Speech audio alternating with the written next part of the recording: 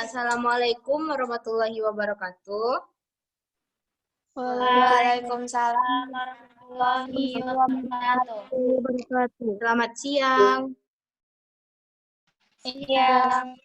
Iya. Gimana kabarnya? Alhamdulillah baik. Alhamdulillah baik. Alhamdulillah. Baiklah. Di sini saya dan rekan-rekan saya akan melakukan penyuluhan tentang antibiotik. Mengingat sedang pandemi, jadi kita berinisiatif melakukan penyuluhan dengan menggunakan Zoom karena tidak memungkinkan untuk kita bertemu melihat banyak risiko. Oke, di sini saya akan meng-share PPT sebentar ya.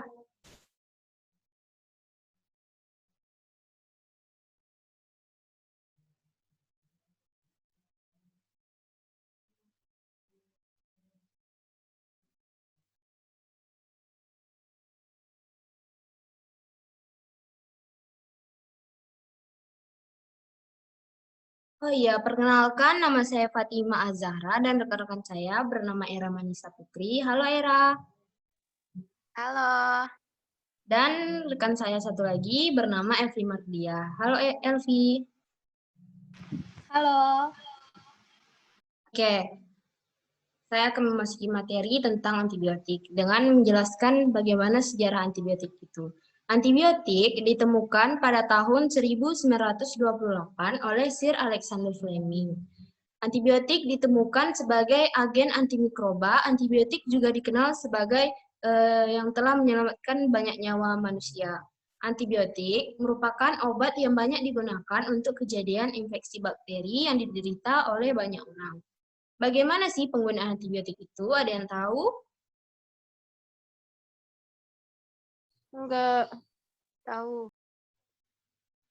Oke, antibiotik itu harus digunakan atau dikonsumsi sampai habis. Jika tidak dihabiskan, maka akan menimbulkan resistensi bakteri. Oke, untuk materi selanjutnya akan dijelaskan oleh rekan saya yang bernama Era.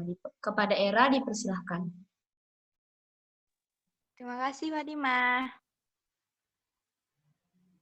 Antibiotik itu berasal dari dua bahasa Yunani, anti yang berarti melawan, dan bios yang berarti makhluk hidup. Jadi melawan makhluk hidup di sini yang dimaksudkan adalah bakteri. Secara umum, antibiotik adalah segolongan molekul, baik itu alami maupun sintetis, yang mempunyai efek menekan atau menghentikan suatu proses infeksi oleh bakteri. Nah, mengapa sih antibiotik itu harus dihabiskan walaupun kita udah merasa sembuh? Kenapa, ayo? Ada yang tahu? enggak tahu. Karena antibiotik digunakan untuk membasmi bakteri penyebab penyakit hingga tuntas dan mencegah terjadinya resistensi antibiotik yang berbahaya.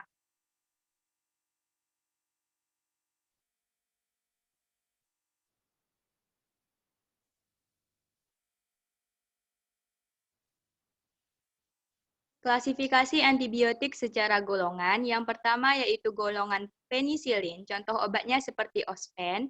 Yang kedua golongan cefalosporin, contohnya seperti Duricep. Yang ketiga golongan aminoglikosida, contohnya seperti Otogenta. Yang keempat golongan kloramfenikol, contohnya seperti Cloramex.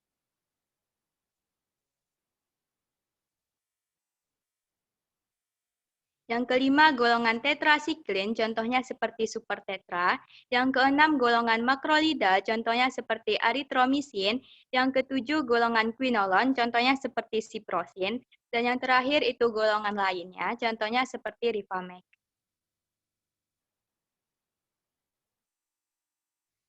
Klasifikasi antibiotik berdasarkan cara kerja. Jadi, antibiotik itu bekerja secara umum untuk menghambat pertumbuhan bakteri atau membunuh bakteri itu sendiri. Untuk selanjutnya akan dijelaskan oleh rekan saya, Elvi Mardia, dipersilahkan.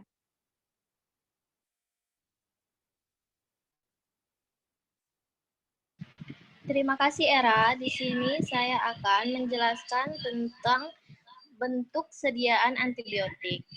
Yang pertama itu ada padat oral, contohnya amoxicillin tablet, penicillin tablet, dan cefixin tablet. Yang kedua ada sediaan drops, contohnya itu amoxan drops.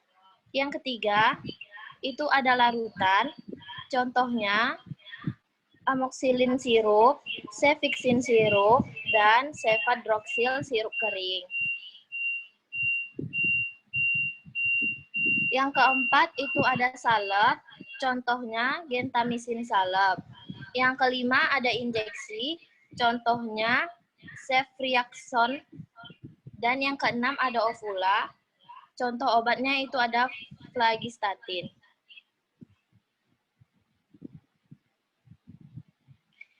Peringatan penggunaan obat antibiotik yaitu yang pertama, harus digunakan secara teratur dan harus dihabiskan. Yang kedua, untuk obat salep, pasien harus membersihkan lukanya terlebih dahulu menggunakan air hangat ataupun difanol.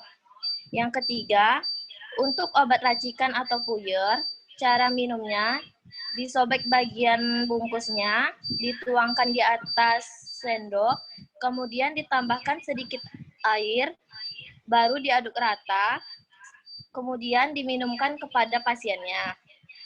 Yang keempat, untuk obat TBC, itu minumnya harus teratur, tepat waktu, dan tidak boleh sampai terputus pemakaian obatnya. Yang kelima, untuk larutan sebelum diminum, obat dikocok terlebih dahulu. Sekian dari saya. Terima kasih.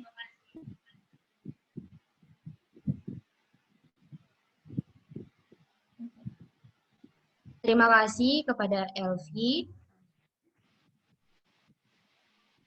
Nah, dari sini pasti timbul banyak pertanyaan nih dari teman-teman. Apakah ada yang ingin bertanya?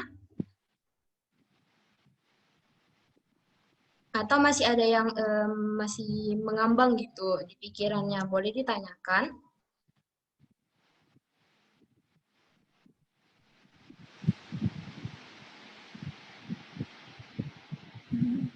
Ada ya?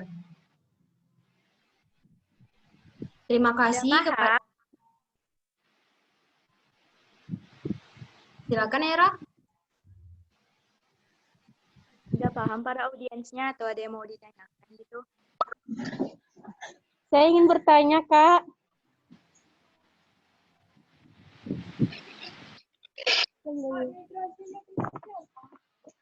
Saya mau bertanya. Saya mau bertanya, Bu. Oke, silahkan. Delvi Aprenita. Obat antibiotik itu berapa lama efektivitasnya dalam menangani infeksi yang akan terlihat? Berapa lama? Oke, kepada Era mungkin ingin menjawab.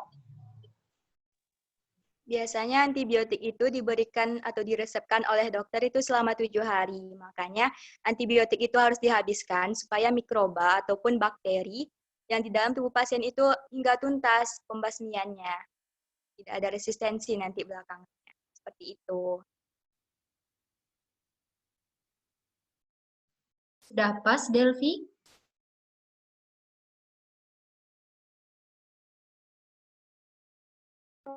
Ya, terima kasih kepada Era.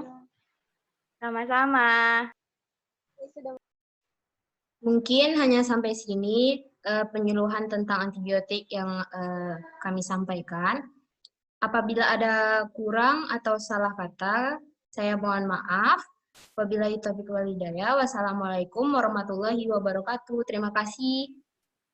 Waalaikumsalam warahmatullahi Wabarakatuh.